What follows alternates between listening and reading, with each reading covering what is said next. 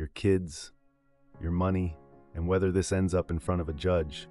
In Ontario, one document decides all of it. If you've been up at midnight, not totally sure what you've already agreed to over text, this is for you. Because right now, nobody has actually told you what that document even is. In about 5 minutes, you'll know exactly what a separation agreement is, what has to go in it, and the cheapest way to get one that actually holds up in Ontario. Most men only hear "get an agreement" after they've already made expensive mistakes. So start here with what it actually is.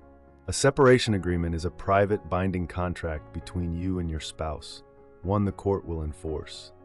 In a single document, it settles the 4 things a judge would otherwise decide for you. A private contract the court will enforce. That's the whole idea. 4 things: your parenting plan, support, child and spousal, your property and debts, and the home. Think of it as the agreement card. Everything that matters fills these 4 boxes, and your only job is to make sure none of them are left blank. 2 quick myths to kill. This is not a divorce.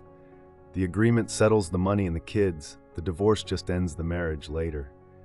And you don't need it to be separated. You're separated the day it's over, and you're living apart, even under the same roof.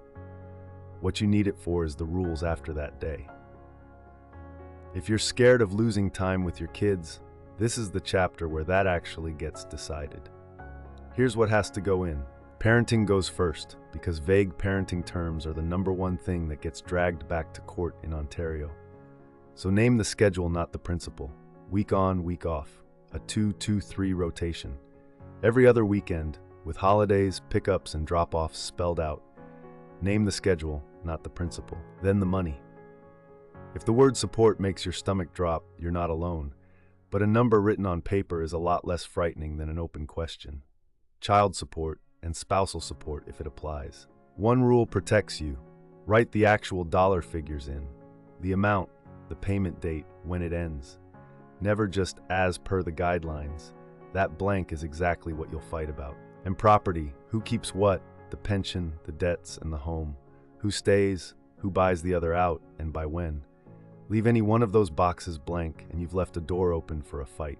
You've heard the horror stories about legal bills. Here's how to not become one. There are 4 ways to get one signed, and they sit on a cost ladder. Kitchen table, where you 2 agree and each just have a lawyer check it, about $1,000 to $2,500. Mediation, with a neutral helping you settle, $3,000 to $8,000. Collaborative law, where you each hire a lawyer who commits not to go to court, $8,000 to $25,000.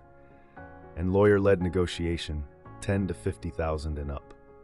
Stay low on the ladder if you can agree. Because the alternative is court, 18 to 30 months, and it can cost both of you your savings. Every rung on that ladder beats it.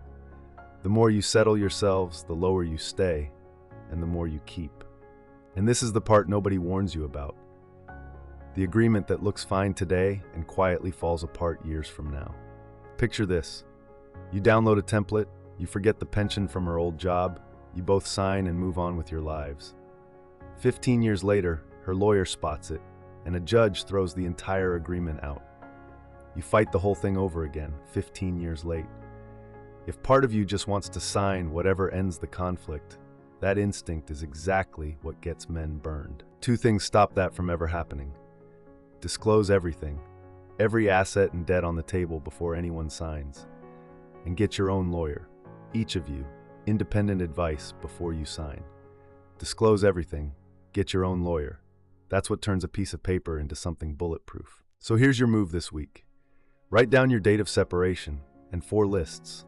Your assets, your debts, your income, and a parenting plan as they stood that day. 3 of those, your assets, debts, and income, are your financial disclosure, the exact thing that makes an agreement hold up instead of getting torn apart years later. And writing them down doesn't lock you into anything. It just means you're not guessing when someone finally asks for the numbers. Start yours at karenguide.ca.